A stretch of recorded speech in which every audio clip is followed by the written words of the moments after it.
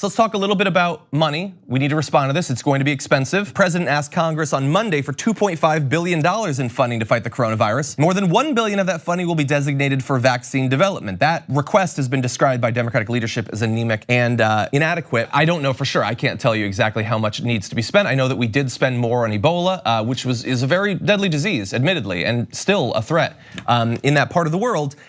Far fewer cases internationally, of course, which sounds like we would need more money. When you see $1 billion for vaccines, though, I do want you to bear in mind that that huge amount of money that will be spent in developing a vaccine, which is much needed, does not mean that once we have it, you're good. You've got your vaccine. Everyone has their vaccines. We're all going to be safe. That was made very clear when Alex Azar was testifying before Congress yesterday, as you'll see. Reaffirm, then you're saying it will for sure be affordable for anyone who needs it. I'm saying we would want to ensure that we work to make it affordable, but we can't control that price because we need the private sector to invest. The priority is to get vaccines and therapeutics. Price controls won't get us there. Mr. Secretary, thank you. Because did you get what he said there?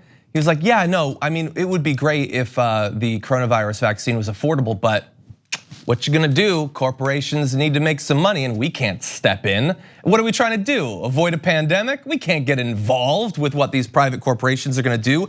After we've spent $1 billion to help develop the vaccine, we can't step in. We don't have any leverage. It's not our place really to say that people should be given free or at the very least incredibly affordable vaccines for the coronavirus that Donald Trump is actively misinforming people about, that other authoritarian regimes are lying about the spread of. We're gonna let people not be prepared mentally or indeed physically for it. And then when we have the vaccine, I hope you are saving between now and then. That's what they're saying. It's not gonna be free. I literally think that everyone who is watching the news of this spread thinks that inside of the United States and internationally, when we get it, it will be made available. No, first of all, it might take a year or a year and a half to develop it. Even then, it'll take a long time for it to actually be spread throughout the United States, let alone around the world. And even then, it might not be affordable. And so for poorer Americans, working class Americans, they will then once again, as is so often the case, have to make the decision between safeguarding their health and the health of their family and other priorities that have been put on them by this incredible amount of income inequality that we have.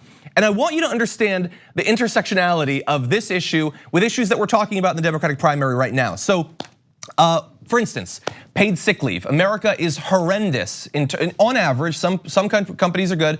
On average, horrendous when it comes to paid sick leave. So there are going to be a ton of Americans who, between now and when we're past this crisis, who are thinking about, I don't feel 100%. Should I take the day off and forego that pay? Possibly get yelled at by my supervisor, maybe in some cases lose my job. No, I can't really take that chance. I should probably go in. And they're under an incredible amount of financial pressure to make that sort of bad decision because they will not be protected by the regulations of the federal government that if you're feeling sick, take the day off. Don't go and congregate in a small area with a lot of people. And there, thankfully, a lot of people, not most people, a lot of people do have health insurance. And so some of them might be thinking, well, I know that millions upon millions of Americans don't have health insurance, but at least I do. But here's the thing, unless everyone has access to the vaccine, you are only as safe as the least insured person around you, effectively, because they are not provided with what's necessary to stop them from contracting coronavirus, let alone a million other diseases. This is another reason why so many people are getting increasingly interested in single payer healthcare, usually described as Medicare for all. And look, everyday issues that we deal with would be made far more manageable from a health point of view, a public health point of view, and a financial point of view. But especially, it's put in even more stark contrast with the world that we could have when we're facing something like the coronavirus. For more political news, breakdowns, interviews, stories of activism, and me trying my hardest to care about the occasional big celebrity news story, subscribe to our YouTube channel at youtube.com/thedamagereport. And you can ring the bell wherever it is so you don't miss anything.